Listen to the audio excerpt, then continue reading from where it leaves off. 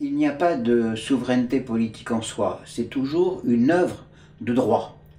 Et c'est une œuvre concrète. La souveraineté s'exerce toujours sur un territoire délimité sur lequel vit une certaine population. Donc la souveraineté s'affirme à l'égard d'un pays extérieur ou d'un ensemble de pays à l'extérieur. Naturellement, la souveraineté s'exerce aussi à l'intérieur. Et à l'intérieur de la nation ou du royaume, elle donne corps à un peuple, c'est-à-dire que les habitants sont sujets d'un roi ou bien citoyens d'un État moderne.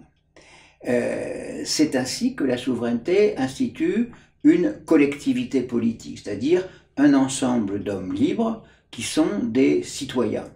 Et il faut faire la distinction entre la collectivité politique et la communauté, car la communauté procède de l'adhésion à une croyance politique ou religieuse. Ce n'est pas négatif, mais ce sont deux ordres d'appartenance sociale qui sont différents. À l'intérieur du pays, royaume ou nation, il y a toujours, entre le souverain et le peuple, il y a toujours un pacte, que les gens soient citoyens ou qu'ils soient sujets. Et on retrouve là, dans les civilisations occidentales, le vieux principe biblique, en fait, de l'alliance. Donc, la souveraineté est quelque chose, le mot le dit, c'est quelque chose qui est super, qui est au-dessus, qui est transcendant à la collectivité des hommes. C'est aussi le souverain en tant que tel, c'est aussi une institution ou une personne qui est profondément enracinée. Et parce que tout simplement, la souveraineté se concrétise dans des institutions politiques. Et ces institutions, elles se situent dans un lieu défini. On le sait bien, les palais, les bâtiments administratifs, les ministères, etc. Tout cela, l'administration, tout cela, ce sont des lieux précis, bien situés dans la cité, dans la ville, et qui, à partir duquel s'exerce le pouvoir, c'est-à-dire l'ensemble d'institutions qui est là, au moins théoriquement, pour garantir la justice et la liberté. Et c'est effectivement la justice, l'existence d'une justice, qui fait que les institutions sont effectivement légitimes. Le principe de justice est fondateur des institutions légitimes et garant de la rectitude du pouvoir souverain.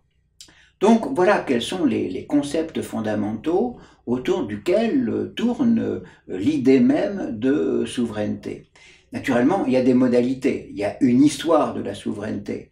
La souveraineté a évolué au fil du temps, surtout dans notre pays. On sait que nous avons connu d'abord une souveraineté royale qui est explicitement définie par les légistes à partir du XIIIe siècle.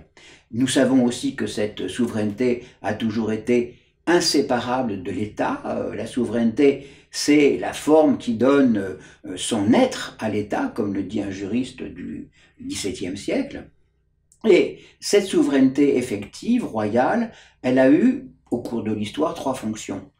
Maintenir la paix civile, donc réaliser autant que possible l'œuvre de justice, en étant médiatrice des conflits entre les personnes et entre les groupes. Ça, c'est la première fonction, la paix civile, la plus essentielle. Il y a la fonction monétaire, le pouvoir royal est celui qui bat monnaie, et donc qui permet les échanges, là encore, selon une certaine loi, qui est la loi monétaire. Et puis, la souveraineté royale, c'est la souveraineté qui fait la loi. Nous savons aussi qu'au XVIIIe siècle, il y a eu un transfert de souveraineté du roi, de la personne du roi, à la nation. C'est ce qui s'est passé pendant la Révolution française. Et à partir de la Révolution française et d'une histoire extrêmement mouvementée, très violente, on a vu s'affirmer les trois ordres de souveraineté que nous connaissons de nos jours, c'est-à-dire la souveraineté populaire qui est permanente, fondatrice, mais qui s'exerce de façon momentanée lors des consultations électorales, la souveraineté nationale qui s'exerce par des représentants élus pour une durée déterminée, 5 ans, une législature, en vue d'écrire les lois.